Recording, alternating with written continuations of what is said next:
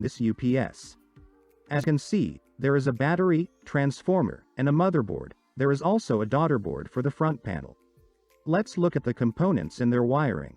This is a 12-volt 7.2 amp-hour lead-acid battery, with a fast charging voltage of 14.5 to 14.9 volts, and a standby charge of 13.6 to 13.8 volts. This is the charge cycle graph of a lead-acid battery. The first phase is the constant current phase. Thus, the initial current is less than or equal to the maximum charge current that should be supplied to the battery. Then, during the fast charge phase, it uses the cycle use voltage to charge the battery. And, when the battery reaches a certain charge, then it is charged slowly. The voltage across its terminals is at the floating use voltage, and it is kept at that voltage even if the battery is fully charged. The battery is connected to the motherboard between the MOSFETs. The MOSFET's drains are connected to the secondary winding of the transformer. And, these 4 wires are from the primary winding of the transformer. The black wire is common and other wires are different taps. We will explore them later in the video. These 4 wires are connected to the motherboard through this pin. Then we have these 2 wires, they are connected to the output sockets. And the input is connected to the board through this pin. Now, let's look at the components of the board. This red connector is the input from the mains AC.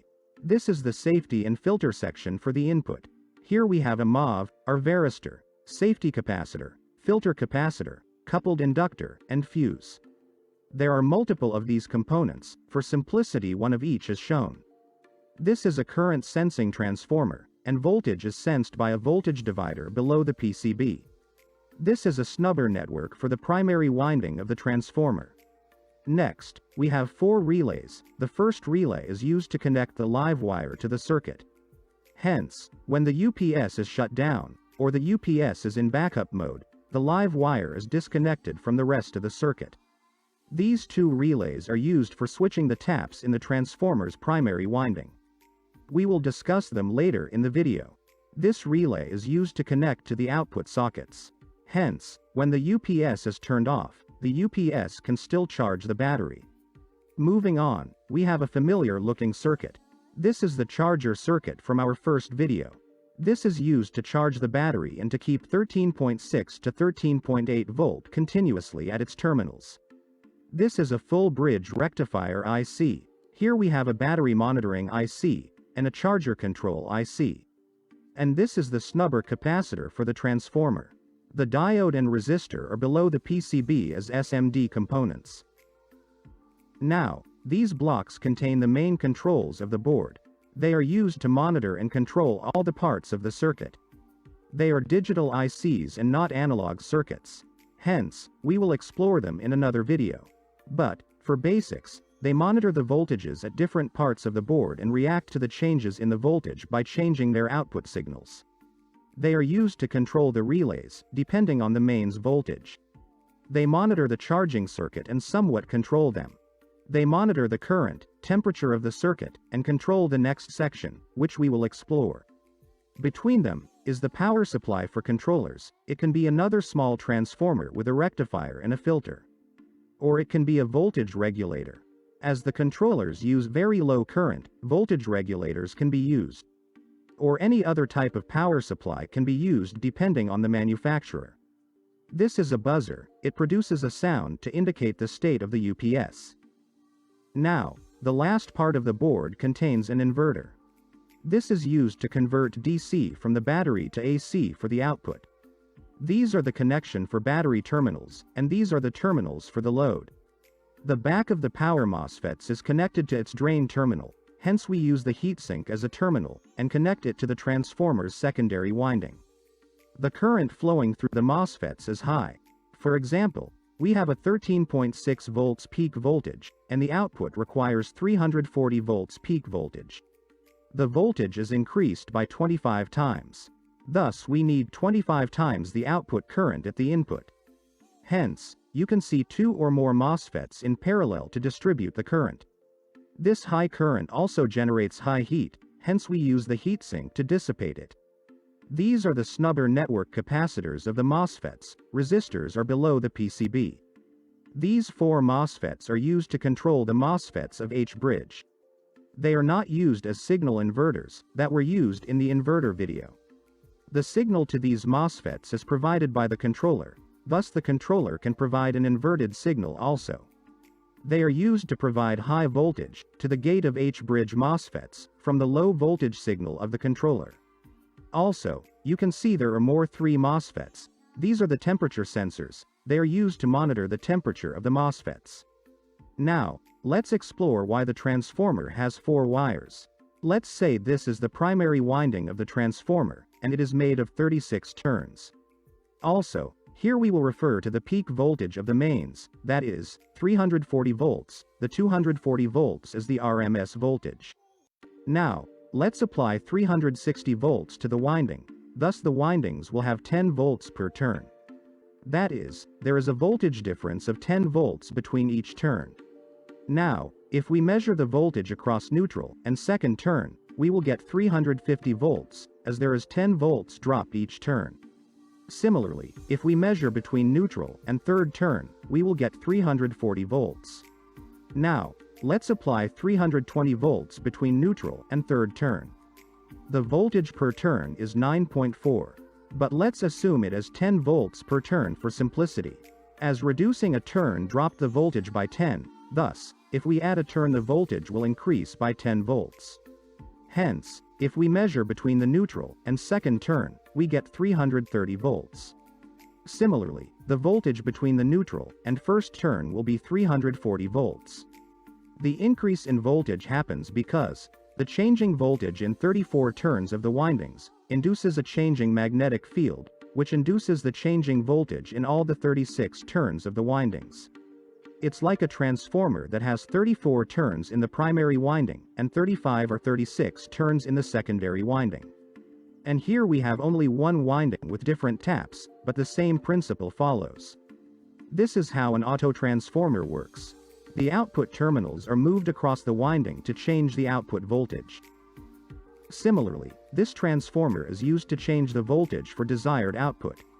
And the desired output is 340 volts. Hence, whenever the voltage is between 340 and 360, it steps down the voltage to near 340 volts. And, whenever the voltage is between 340 and 320 volts, it steps up to near 340 volts. Thus we get near 340 volts if the input is between 320 and 360 volts. As there are only 3 connections, a voltage of 343 or 338 will remain unchanged, as the minimum drop, or the minimum rise is also 10 volts. This switching of the connections is done by relays. These are SPDT, or single-pole double-thrust relays. These relays can switch between 2 terminals depending on the voltage applied to them. This is a normally closed terminal and this is a normally open terminal. Hence, when no voltage is applied, the common is connected to the normally closed terminal, thus the name normally closed. And when the voltage is applied, the electromagnet turns on, and the common connects to the normally open terminal. This is how a relay works. And this is how they are connected. The live wire is connected to the common of relay R1, and the 2 output terminals are at the first and third turn. And, UPS output is connected to the common of the relay R2, with output terminals at the first and the second turn. This configuration only supports voltage range from 320 to 350 volts.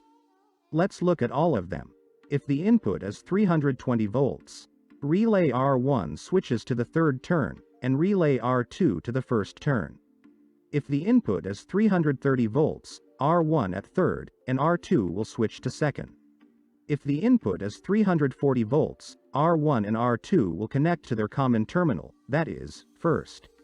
And if the input is 350 volts, R1 to first, and R2 to second.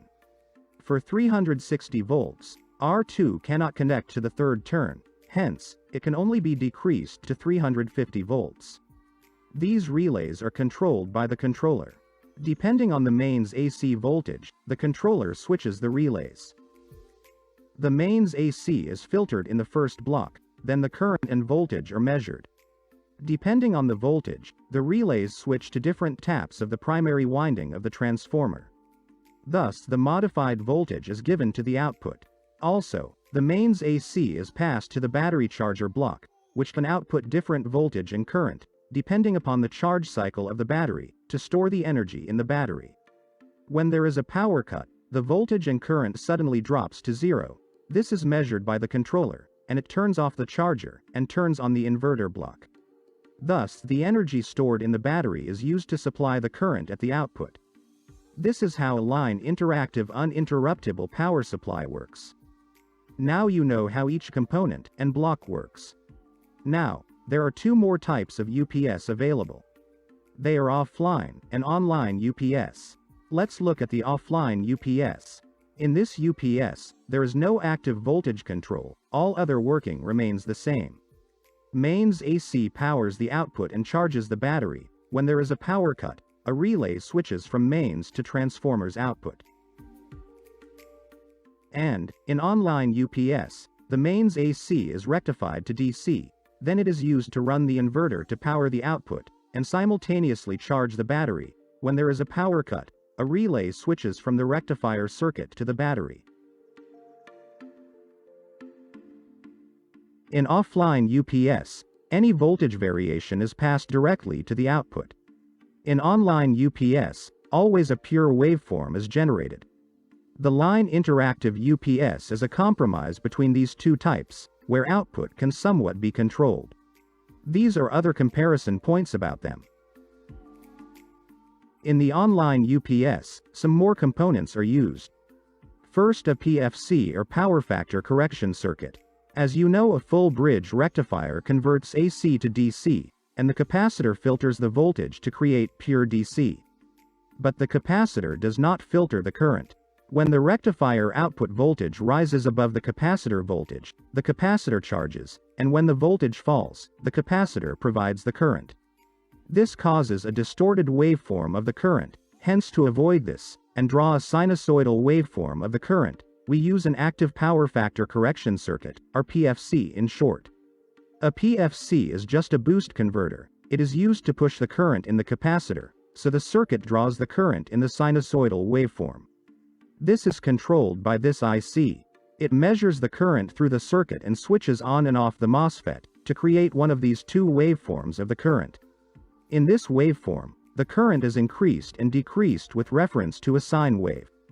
And, in this waveform, the MOSFET turns on when the current is zero, and turns off when it reaches the desired value, which is referenced by a sine wave. Now the average current in a cycle is sinusoidal in nature. The current waveform is not purely sinusoidal, hence the power factor is below 1. PFC is used in high load circuits. For light load circuits, the power factor can be ignored. As the PFC is a boost converter, the voltage at the output is higher than the input. Now, this high voltage DC is supplied to the inverter block. When there is a power cut, the battery is used to supply the power, but the voltage required at the inverter is high, and the battery can supply only low voltage. Hence, we use a boost converter again, to boost the voltage of the battery to a high voltage, and supply it to the inverter block. This is how all three major types of UPS works. Now, there can be another two major variations in all these UPS. If you have ever opened a UPS, rather than three transformers, you may have seen only one big transformer. In these types of UPS, the H-bridge is used as the battery charger. You may know that a MOSFET has an internal diode. Hence, in these types of UPS, the voltage induced in secondary, due to the voltage of primary, is rectified by these diodes and filtered by the capacitor, to charge the battery. You may have seen a capacitor near the H-bridge. It is this filter capacitor. This process is not this simple, there's much more to it, and we are not exploring it in this video. At last, there can be variation in the inverter sections, that is, rather than an H-bridge, there can be a push-pull inverter configuration. This configuration uses two switches rather than four. Here the transformer used is center tapped. When the switch S1 is closed, the current flows in this loop, and in this direction in the transformer. And, when the switch S2 is closed, the current flows in another loop, and in the opposite direction in the transformer, thus creating an alternating voltage at the windings of the transformer. This is how a UPS works. To summarize, the UPS is mainly of three types: offline, line interactive, online, depending upon the topology with two or more variations. First, charging the battery can be done by a charger or by the inverter. And second, the inverter section can be made of H-bridge or push-pull configuration. Now you know how a UPS works.